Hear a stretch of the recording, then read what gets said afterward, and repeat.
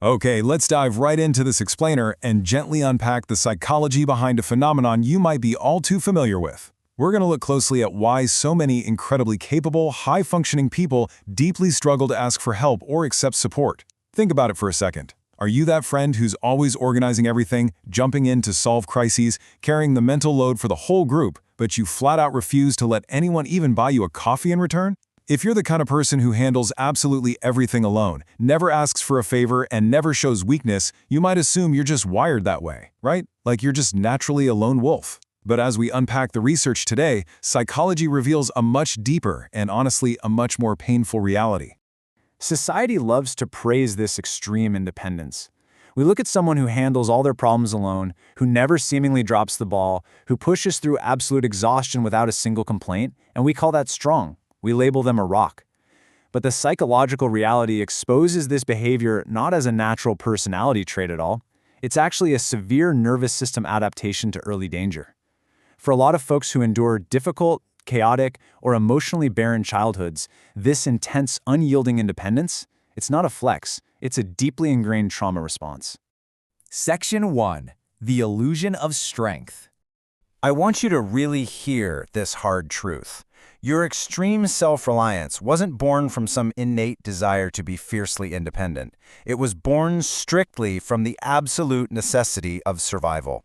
You don't furiously refuse help because you think you're somehow better or more efficient or just more capable than everyone else in the room. You refuse it because your nervous system learned very early on during your critical developmental years that relying on other people is actually a really dangerous gamble. When you were vulnerable in the past, it didn't lead to comfort, did it? It led to disappointment or harm. So this hyper-independence you carry around today, it isn't stubbornness. It's a brilliant biological protective shield that kept you safe when literally nothing else would. Moving into Section 2, Birth of the Trap. Psychologists actually have a very specific, defined name for this adaptation. They call it defensive self-reliance. This happens when a child faces an environment where emotional or physical support is either highly unpredictable, totally conditional, or just entirely absent. When you're small, you inherently rely on caregivers to regulate your emotions and meet your needs. That's just biology. But if that support isn't consistent, like if reaching out is met with anger, dismissal, or just empty space, the brain has to step in to protect you. To survive that unbearable unpredictability, your brain actively began minimizing your own needs. It forged this powerful, unbreakable independence. But let's be clear, it was an independence born entirely out of a lack of safety, not out of a confident choice. Developmental psychology paints a very clear, chronological picture of how a child's brain adapts to this kind of environment. When a young child repeatedly faces inconsistent or absent emotional support, they don't just keep crying out indefinitely. The brain makes a devastating calculation. It simply stops expecting rescue. It stops expecting reassurance. It stops looking for validation outside of itself. The child learns to soothe themselves, fix their own problems, and swallow their own tears. Fast forward to adulthood, and this early survival mechanism translates into a deep, visceral discomfort when depending on others. That intense awkwardness or anxiety you feel right now when someone genuinely tries to help you, that's a direct echo of those early survival steps. Your brain literally turned off the expectation of rescue decades ago. And this adaptation extends far, far beyond just fixing your own tangible day-to-day problems like changing a tire or paying a bill. It bleeds into how you process the entirety of your human experience. Think about it. You learn to celebrate your biggest wins quietly, maybe downplaying your successes so you wouldn't be a target or an inconvenience. And even more significantly, you learn to endure your deepest pain in total, utter silence. You conditioned your nervous system to believe that neither your joy nor your suffering was meant to be shared with the world. You effectively became a closed loop. So there's a massive paradigm shift we need to make right here. It isn't that you hate the idea of receiving help. In fact, deep down underneath all that heavy armor, you likely crave support. You want to be held. You want someone else to take the wheel for just a minute. But your trauma response completely overrides that very human desire because it inherently assumes the support will eventually vanish. You simply don't trust it to stay. Your brain looks at an offer of help and immediately thinks, well, if I rely on this and it disappears, I won't survive the fall. So it decides it's infinitely safer to just reject the help up front. Which brings us to Section 3, the guilt of receiving. When you're trapped in defensive self-reliance, the simple act of needing attachment brings on this intense, crushing wave of guilt. Research reveals that children forced into early responsibility internalize a deeply painful belief. If I am being taken care of, I am burdening someone else. This is exactly why you likely find yourself apologizing profusely just for wanting basic emotional support, or for asking for a tiny, insignificant favor. You constantly feel like your fundamental human needs are a massive imposition on the people around you. Somehow, you've tied your self-worth to how little space you take up and how little you require from others. This fundamental mismatch explains why you minimize your needs and feel immense guilt just for doing something as simple as resting on a Sunday afternoon, because receiving care fundamentally clashes with your brain's deep survival wiring. To your nervous system, being taken care of doesn't feel comforting or relaxing. It feels foreign, it feels highly suspicious and intensely uncomfortable. Your brain literally doesn't know what to do with safety when it's handed to you on a silver platter, because safety was never your baseline. When someone offers you a soft place to land, your internal alarms just start blaring. Section 4. Trusting only yourself. Because external support feels fundamentally unstable, foreign, and suspicious to you, you naturally default to the only permanent, reliable thing you've ever known in your entire life, yourself. And this creates a massive, exhausting disconnect between your outside appearance and your internal reality.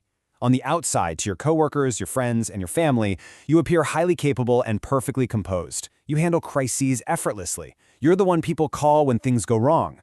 But internally, you're deeply struggling to trust any support that comes your way, assuming all help is strictly temporary and probably comes with hidden strings attached. Even when you are surrounded by people who genuinely want to ease your burden, you'll instinctually reject it just to maintain that internal control. It ultimately comes down to a cold, calculated risk assessment performed entirely subconsciously by your nervous system. You look at the overwhelming weight of your responsibilities, and your brain decides that carrying a crushing, suffocating burden entirely alone is mathematically safer than the emotional devastation of being let down again. You prefer it to bear the absolute maximum amount of stress imaginable rather than risk the vulnerability of someone dropping their end of the load. Because you've been dropped before, haven't you? And your body remembers exactly how much that impact hurt. Section 5. The guarded empath. This deep familiarity with emotional pain leads to a fascinating and honestly somewhat tragic paradox. Experiencing that kind of isolation early in life skyrockets your emotional awareness. You know exactly what it feels like to be unsupported, so you become incredibly adept at comforting others. You listen without judgment. You become the ultimate fixer for everyone in your circle. But while you pour all this empathy outward, you keep your own heart heavily guarded. You rarely, if ever, show your own struggles. You know exactly how much it costs to care without protection, so you offer boundless empathy to the world while keeping massive fortress walls built up entirely around yourself. The reality is, you hide your pain because you learned incredibly early in life that your emotions were an inconvenience to the adults around you. Your pain was frequently ignored, minimized, or even deemed outright unsafe to express. So you adapted to survive that environment. You learned that carrying your true strength requires quiet, fierce protection. You are there for everyone else, holding their hands through their darkest moments, but you carefully orchestrate your life to ensure no one ever has to be there for you. It's a very lonely, very heavy strength. And finally, Section 6. Unlearning the survival state. Psychology makes one thing incredibly clear here. If you grew up handling more than a child ever should, if you were parentified or left to navigate the world alone, your extreme independence is simply a sign that your nervous system adapted to immense, unrelenting pressure. You learned responsibility long before you ever felt safety. You mastered independence in the complete and total absence of a safety net. And while that undoubtedly kept you alive, it is an exhausting way to live the rest of your life. Healing from this? Well, it doesn't happen overnight, and it certainly does not mean you're becoming weak or losing your edge. Healing is a profound, gradual process of biological unlearning. It means actively and repeatedly teaching your brain that you are no longer in the dangerous environment that forced you to be so strong in the first place. It's a daily practice of convincing your nervous system that the threat has finally passed. It's about slowly letting those fortress walls down and realizing, on a cellular level, that you do not have to handle the entire world all by yourself anymore. I really want to leave you with a final, challenging thought to reflect on as we wrap up this explainer. Are you actually proud of doing everything yourself, or are you just terrified of finding out who will let you down next? Understanding the deep, survival-based roots of defensive self-reliance is the very first step toward finally letting down that shield. You survived. You can put the armor down now. Thanks for diving into this complex psychological truth with me.